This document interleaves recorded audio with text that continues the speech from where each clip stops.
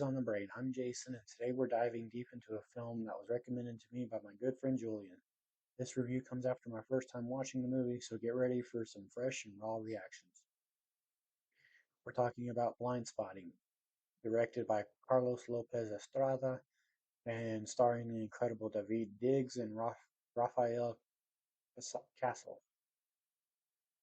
Quick heads up, will be a spoiler review, so if you haven't seen the movie yet, you might want to pause, watch it, and then come back. Blindspotting is a dynamic and thought-provoking film that blends humor and intense drama, all set against the vibrant background of Oakland, California. So without further ado, let's break down this powerful and unique cinematic experience. See how it did in the box office. Blindspotting opened in theaters on July 20th, 2018, and had a budget of $1.2 million. In its 8-week theatrical run, it earned $5 million, that being $4.3 million domestically and $673,595 internationally. It had an opening weekend of $338,999, finishing number 22 in the box office, behind the likes of Unfriended Dark Web, which finished at number 9, Mamma Mia, Here We Go Again, which finished at number 2, and The Equalizer 2, which finished at number 1, all of which opened the same weekend. The week of July 27th through August 2nd saw a 335.7% increase in revenue, earning $2.04 million, which would be the best week the movie had in the box office. Its final week in the box office saw it earn $56,969 and finishing number 48. Let's get into the plot. Colin Hoskins, an African American convicted felon, is struggling to finish the last 3 days of his probation. Colin, along with his short-tempered white best friend Miles Turner, works for a moving company located in Oakland, California. One night while waiting for a red light, Colin witnesses a white police officer fatally shoot a fleeing black man. Colin is haunted by the incident. He begins to have nightmares and experiences hallucinations. At the same time, Miles becomes distraught by the gentrification of Oakland and a resulting sense of loss of identity, home, and belonging. Miles purchases a handgun from a friend on the basis of self-protection, an action of which Colin strongly disapproves. Colin tries to reconnect with his ex-girlfriend Val. There is an awkward distance between them despite their feelings for each other. A witness recounts the fight which led to Colin's incarceration. Colin was working door at a local club when a drunk white customer stepped out to show off a flaming drink. Colin informed him that this violated state liquor laws, but the man verbally abused and shoved Colin, starting a fight which ended with the man beaten and set aflame.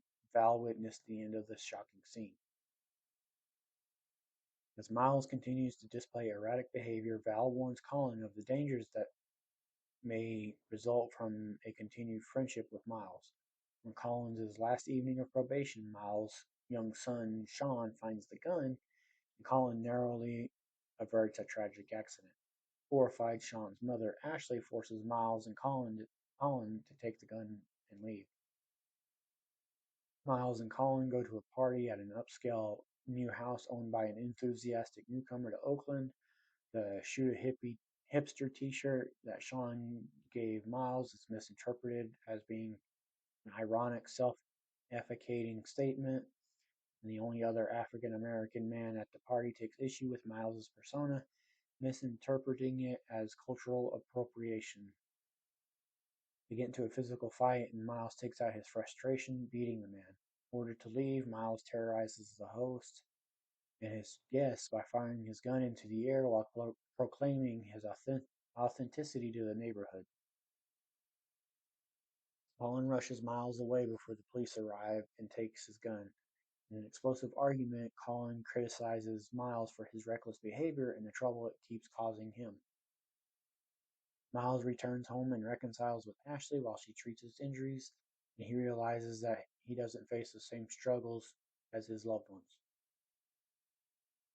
Colin phones Val and, referencing the face-based illusion from her college studies, asks if she has a blind spot with him and whether she can see past her recollection of the fight.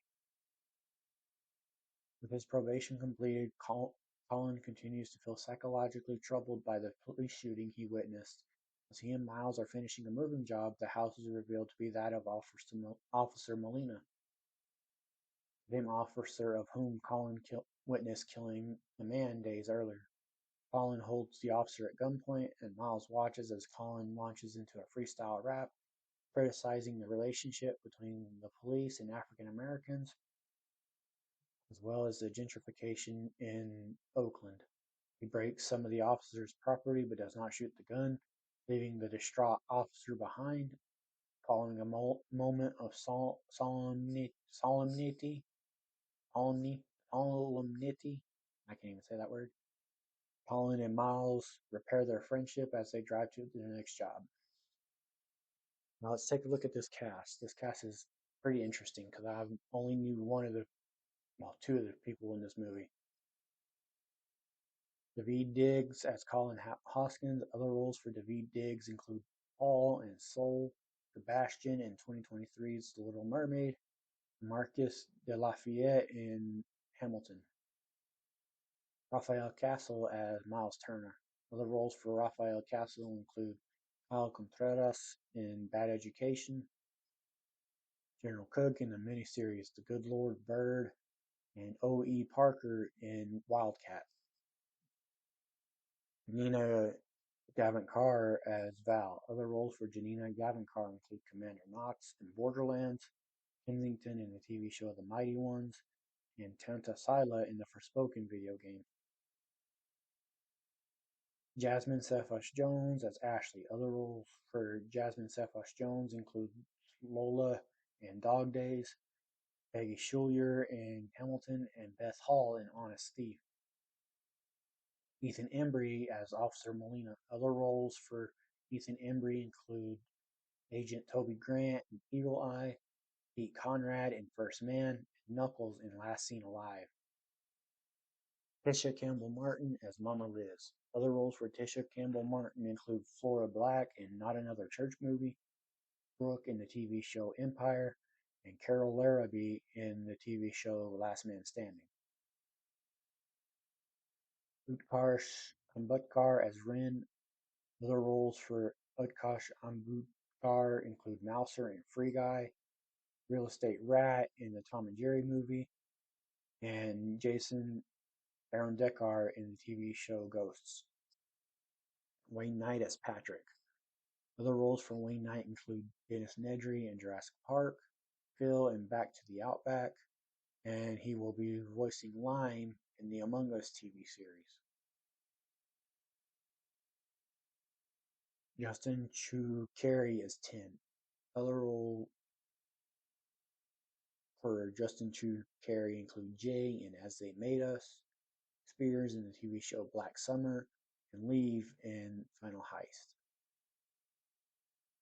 Kevin Carroll as James. Other roles for Kevin Carroll include Overstreet in Bloodline, Rayfield Moody in Till, Steven in 2024's Roadhouse. Nyambi as Yorkie. Other roles for Nyambi include J.D. Persia in the TV show The Good Fight, Martian Manhunter in The Death of Superman, and Jon Stewart in the LEGO DC Supervillains video game. Lance Cameron Holloway as Curtis Cuddy Cutworth. Lance Cameron Holloway was also a staff writer for 4 episodes of Grownish.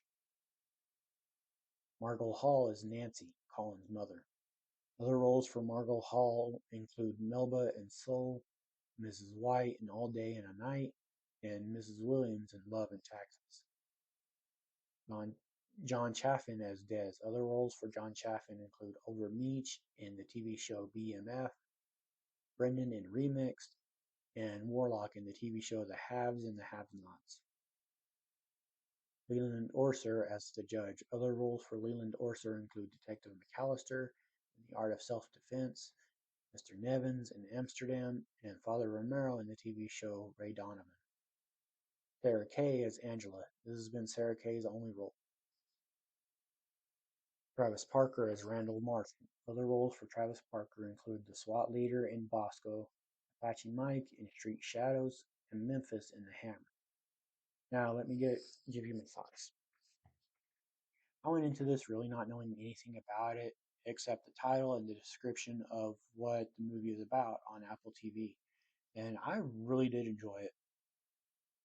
Honestly, whenever the cast was being shown at the start, me not recognizing any names until Wayne Knight came across, I wasn't sure how to feel honestly, but it was actually a really fun hour and a half. David Diggs and Rafael Casal were a lot of fun to watch as Colin and Miles. And you can tell David and Rafael are friends in real life just the way they play off of each other in this.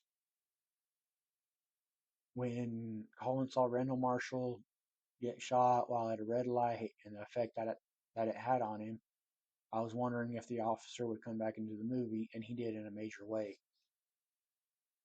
Colin going into a freestyle rap on Officer Molina wasn't something I expected, but it was entertaining. And to see Miles in the background not really doing anything while Colin was going off on Molina was the exact opposite of what had happened earlier in the film, where Miles was talking all kinds of nonsense and Colin didn't do anything. It shows that Miles needs Colin as much as Colin needs Miles, and that end scene proves it more than anything. When the number of days of probation kept popping up on screen, I was honestly expecting Colin to get in trouble on the last day. They did a bit of bait and switch, with Colin getting flagged down by a cop passing him by as he's walking. It's one of those I'll have to watch a few more times to catch all the details. After my first viewing, I can honestly say it was a really good movie. I would recommend this to anyone that wants to watch a good drama with some comedy, with a few fight scenes mixed in. Now let's look at some fun facts and trivia. In Patrick's house, Miles is boxing up two portraits, and Patrick says Dantes and Santiago can't be facing each other. They do not get along. The portraits are of David's father, Dantes, and Raphael's father, Santiago. The Kill a Hipster, Save Your Hood shirt that Miles receives refers to a song by the rapper George Watsky. Watsky himself has a cameo in the movie as the employee at the Quickway. The movie was filmed in Oakland during the summer of 2017, concurrently with Sorry to Bother You. Character Knock is a reference to David and Raphael's longtime friend, poet, and playwright, Chinaka Hodge. David also references Chinaka in the song Something in the Water on the Colin EP, which is the first of three EPs that make up the Blindspotting soundtrack. Thank you for joining me on this journey through Blindspotting. This film, with its powerful performances by David Diggs and Rafael Casal, and the brilliant direction of Carlos Lopez Estrada, has given us plenty to think about and discuss. I hope you enjoyed my first time reactions and insights. If you have any other thoughts or opinions about Blindspotting, drop them in the comments below. I'd love to hear from you. Don't forget to like, subscribe, and hit the bell icon so you never miss a review. Shout out again to Julian for recommending this gem. Until next time, keep those brains buzzing.